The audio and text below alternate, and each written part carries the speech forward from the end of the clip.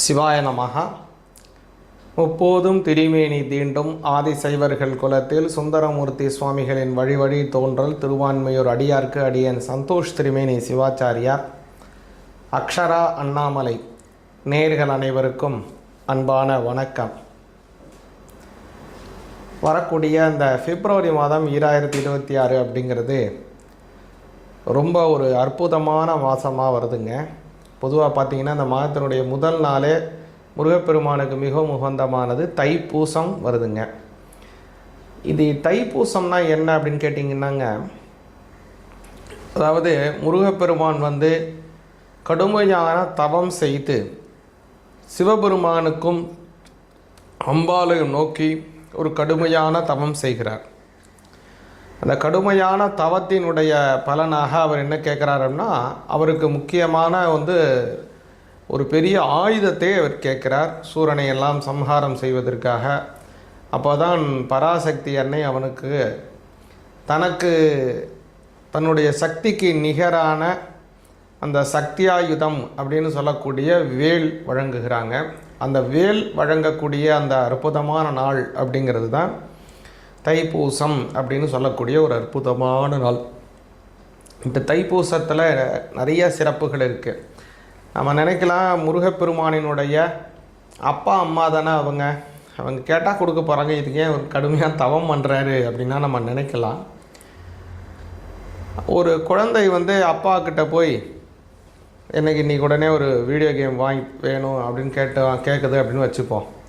இல்லை எனக்கு உடனே ஒரு ஐபேட் வேணும், இன்றைக்கி எனக்கு உடனே ஒரு ப்ளே ஸ்டேஷன் வேணும் அப்படின்னு கேட்டது அப்படின்னா உடனே அந்த தாய் தந்தையர் உடனே வாங்கி கொடுக்க மாட்டாங்க. அது குறிப்பிட்ட நாள் ஆகட்டும், இன்னும் கொஞ்சம் நாள் போகட்டும், நான் வாங்கி தரேன் அப்படின்னு சொல்லி இதுதான் இயற்கையாக நடக்கக்கூடியது, எல்லா இடத்துலையும் நடக்கக்கூடிய ஒரு விஷயம். ஆனால் ஒரு குறிப்பிட்ட சமயத்தில் அந்த குழந்தை அதை மறந்துடும் அப்படின்னு நினைப்பாங்க. அது மறக்காமல் மறுபடியும் அந்த குழந்தை அதையே கேட்கும் பட்சத்தில் தான் தாய் தந்தையர் என்ன பண்ணுவாங்க, அந்த குழந்தை கேட்கக்கூடியதை நம்ம வாங்கி கொடுப்போம் அப்படின்னு செய்வாங்க. இது இயற்கை, எல்லா இடத்துலையும் உள்ளது. அது குழந்தை பெரியவங்கன்னு மட்டும் இல்லை. இன்றைய தினமும் நம்ம பார்க்கலாம், ஒரு அரசாங்கத்தில் ஏதாவது நமக்கு சரியானபடி அரசாங்கத்தில் நடக்கலை அப்படின்னா எல்லோரும் போராடுறாங்க. 2 வருடம் பல வருடங்களாக போராடி அதுக்கு அவங்களுக்கு தேவையான விஷயங்களை அரசாங்கத்திலேருந்து பெற்றுக்கொள்கிறாங்க இல்லைங்களா, அவங்களுக்கு தேவையானபடியான ஒரு ஆர்டரை. அதே மாதிரி தான் அந்த முருகப்பெருமான் நினச்சிருந்தார்னா உடனே சுவாமி பராசக்தி அன்னை உடனே கொடுத்துருப்பாங்க. இருந்தாலும் அதனுடைய தவத்தினுடைய பலனாக அது பெற வேண்டும் அப்படிங்கிறதுக்காக கடுமையான தவம் செய்து முருகப்பெருமான் பரமேஸ்வரர்கிட்டையும் பராசக்தி அன்னைகிட்டையும் அவர்களுடைய சொரூபமாக இருக்கக்கூடிய அந்த ஆயுதத்தை பெற்ற நாள் அப்படிங்கிறது தான் அந்த தைப்பூசம் அப்படின்னு சொல்லக்கூடிய ஒரு அற்புதமான நாள். அன்றைய தினம் வரக்கூடியது இந்த பிப்ரவரி மாதம் வருதுங்க. பிப்ரவரி மாதத்தினுடைய முதல் நாள் இந்த தைப்பூசம் வருது. அதனால் அன்றைய தினம் முருகப்பெருமானை நாம் பரிபூர்ணமாக வழிபாடு செய்வோம். அதே மாதிரி இந்த பிப்ரவரி மாதம் 2026 பார்த்திங்க அப்படின்னா அநேகமான சுப முகூர்த்த தினங்கள். பிப்ரவரி 6ஆம் தேதி, பிப்ரவரி 8ஆம் தேதி, பிப்ரவரி 13, 15, 16, 20 ஆகிய எல்லா தினங்களுமே பார்த்திங்க அப்படின்னா சுப முகூர்த்த தினங்களாக வருகிறது. அதே மாதிரி பிரதோஷ தினம் பார்த்திங்கன்னா பிப்ரவரி மாதம் 14ஆம் தேதி ஒரு பிரதோஷ தினம் வருகிறது. சிவபெருமானுக்கு உகந்தமான அற்புதமான நாள். ஏகாதசி பார்த்திங்கன்னா பிப்ரவரி 13, பிப்ரவரி 27 இரு தினங்கள் ஏகாதசி வருதுங்க. பெருமாளுக்கு மிகவும் உகந்தமானது திருவோணம் நட்சத்திரம். அந்த திருவோண நட்சத்திரம் பிப்ரவரி மாதம் 16ஆம் தேதி வருகிறது. முன்னோர்களுக்கு தர்ப்பணம் செய்வதற்கு உகந்தமானதான அமாவாசை பார்த்திங்கன்னா பிப்ரவரி 17 வருது. இது மாதிரி பல எண்ணற்ற நன்மைகள் கொண்டதாக இந்த பிப்ரவரி மாதம் வருது.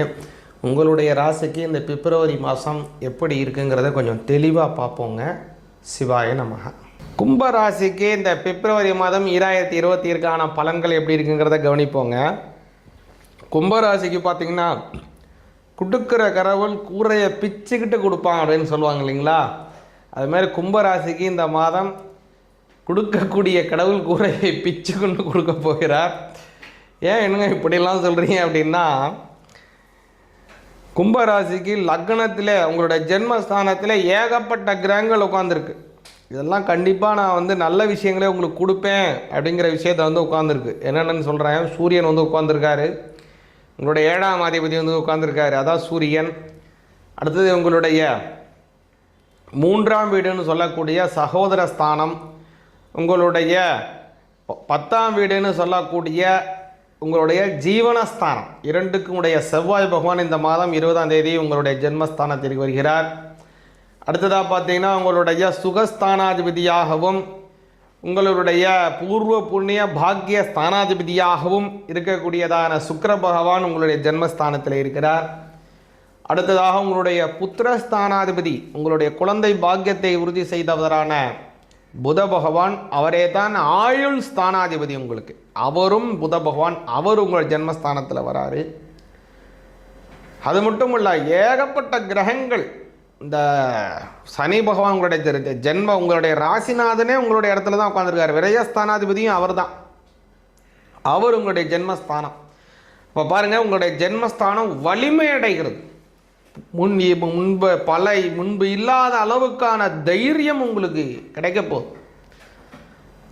இதுவரை நீங்கள் ரொம்ப அச்சப்பட்டு இருக்கக்கூடிய விஷயத்தை கூட இனிமேல் தைரியமாக செயல்படுவீங்க. அப்பேற்பட்ட ஒரு நல்ல ஆற்றல், தன்னம்பிக்கை, தைரியம் உங்களுக்கு கிடைக்கும். சரி, இது கிடைச்சிட்டா என்னங்க நன்மை நடக்குமா அப்படின்னா கண்டிப்பாக நடக்கும். இந்த தைரியத்தின் மூலமாக பல செயல்கள் செய்வீங்க. அதில் மிக முக்கியமானது என்னென்னா, நீங்கள் அன்றாடம் செய்ய வேண்டியதான பல பணிகளிலே இருக்கக்கூடிய தேக்க நிலைகள். இந்த வேலையை நம்ம செய்யலாமா, இது செய்யக்கூடாதா, இது செஞ்சால் ஏதாவது பின் விளைவுகள் ஏற்படுமா, இல்லைனா இந்த மாதிரி நம்ம கேட்போமா, நம்மளை வளர்த்தி கொள்வதற்கு இந்த முயற்சி எடுப்போமா, இந்த முயற்சியை எடுக்காமலே விட்டுடுவோமா அப்படின்னு பல நாட்களாக இருந்த உங்களுடைய மன சஞ்சலங்கள் நிவர்த்தியாகும். நம்மளால் இது முடியும் அப்படிங்கிற ஒரு தன்புடன், தைரியத்துடன், தன்னம்பிக்கையுடன் நீங்கள் செயல்படுவீங்க. அந்த தைரியம் வந்துட்டாலே உங்களுக்கு பாதி வெற்றி வந்துடும். அதுடன் நீங்கள் செயல்பட்டு, சரி அது செயல்பட்டால் அது எங்கே விபரீதமாக போயிடுமான்னா அப்படியும் இல்லை, குருவினுடைய பார்வை உங்களுக்கு கிடைக்குது. அதனால் அந்த தைரியம், அதனால் ஏற்படக்கூடிய புதிய முடிவுகள், அதன் மூலமாக லாபம் ஏற்படும். அதனால தான் முன்னாடியே சொன்னேன், கொடுக்குற கடவுள் குறைய பிச்சுக்கிட்டு உங்களுக்கு கொடுக்க போகிறார் அப்படிங்கிறது கும்பராசிக்கு உண்டான ஒரு விஷயம். பல நன்மைகள் ஏற்பட போகுது இந்த மாதம். உங்களுக்கு அற்புதமான ஒரு விஷயத்தை சொல்கிறேன். முருகப்பெருமான் முன்னாடியே சொன்னேன், வேல் வாங்கிய ஒரு அற்புதமான நாளானது தைப்பூசம். அதனால் இந்த மாதம் முழுவதுமே வேல் மாறல் படிங்க. வேல் மாறல்ங்கிறது ஒரு அற்புதமான மந்திரங்கள், ஒரு அற்புதமான பொக்கிஷம். அந்த பொக்கிஷத்தை நீங்கள் எவ்வளவு தூரம் நீங்கள் பயன்படுத்துகிறீங்களோ அவ்வளவு தூரம் உங்களுக்கு நன்மைகள் அதிகரிக்கும் அப்படிங்கிறத உறுதியாக சொல்லிக்கிறேன். அதே மாதிரி பிரதோஷ தினத்தில் சிவபெருமானுக்கு வில்வத்தினாலே அர்ச்சனை செய்யுங்க. வாழ்க்கையில் நல்ல முன்னேற்றமும் ஏற்படும். முக்கியமாக கும்பராசிக்காரங்களுக்கு இந்த மாதம், அதாவது பிப்ரவரி, மார்ச் மாதம் 6ஆம் தேதி உங்களுடைய ஜென்மஸ்தானத்தில் இருக்கக்கூடிய சனி பகவான் 2ஆம் பாவத்திற்கு செல்கிறார். சற்றேறக்குறைய 7.5 வருட சனி அப்படிங்கிறதுல 5 வருடம் இதோட முடிய போகுது. இன்னும் 2.5 வருட காலம் மீதம் இருக்குது. சனிக்கிழமை சனி பகவானுக்கு எள்ளு தீபம் ஏற்றுங்க. ஆஞ்சநேயருக்கு வெற்றிலை மாலை சாற்றி வாருங்கள். குடும்பத்திலே நல்ல பலம் நிச்சயமாக கிடைக்கும். சிவாய நமக. சிவாய நமக. நம்ம பார்க்கக்கூடிய அந்த அக்ஷரா அண்ணாமலை சேனல் அப்படிங்கிறது நம்ம அற்புதமான ஒரு யூடியூப் சேனல். பல ஆன்மீக தகவல்களை உங்களுக்கு தரக்கூடியதான ஒரு சேனல். இந்த சேனலை பின்தொடருங்க. முக்கியமாக இதில் போடக்கூடிய இந்த ஆன்மீக தகவல்கள் உங்களுக்கு உடனே வருவதையும் உங்களால் உறுதி செய்து கொள்ள முடியும். அது மட்டும் இல்லை, ஒவ்வொரு மாதத்தினுடைய பயிற்சி பலன்கள், அதுபோக வரக்கூடியதான இந்த வாக்கிய முறைப்படியான சனி பயிற்சி பலன்கள் எல்லாமே இதில் போட போகிறோங்க. அதனால் இதை நீங்கள் உடனே பார்த்து இறைவனுடைய அனுகிரகத்தை பெற்றுவீங்க. நாம் பார்க்கக்கூடிய அடியன் சொல்லக்கூடியது எல்லாமே வாக்கிய முறைப்படியான கணனம். அதனால் கோவிலில் செய்யக்கூடியது, அதே மாதிரி நவக்கிரகங்களுக்கு இருக்கக்கூடிய கோயில், திருக்கடையூரில் இருக்கக்கூடிய அந்த சஷ்டிபத்து பூர்த்தியெல்லாம் செய்யக்கூடியதான திருக்கடையூர் கோவில், அது மாதிரி பல தமிழகத்தில் இருக்கக்கூடிய அனைத்து கோவில்களிலும் முக்கால்வாசி பார்த்திங்க அப்படின்னா வாக்கிய முறைப்படி தான் நம்ம எழுதுகிறாங்க. அவங்களுடைய கோவில் அனுஷ்டானத்தை வாக்கிய முறைப்படி, பஞ்சாங்கப்படி தான் கடைபிடிக்கிறாங்க. அதனால் நாமும் வாக்கிய முறைப்படியே முடிஞ்ச அளவுக்கு கடைபிடித்தோம்னா நமக்கும் நன்மைகள் அதிகமாக கிடைக்கும். குடும்பத்தில் நல்ல சுபிக்ஷமம் ஏற்படும். அனைவருக்கும் இந்த பிப்ரவரி மாதம் அவங்களுடைய குலதெய்வம், இஷ்ட தெய்வத்தினுடைய ஆசீர்வாதம் பரிபூர்ணமாக கிடைக்கணும்னு இந்த சமயத்தில் பிரார்த்தனை செய்து கொள்கிறோம். தனம் தானியம் பசும் பகுபுத்திர லாபம் சதசம்பத்சரம் தீர்க்கமாயு. சிவாய நமக.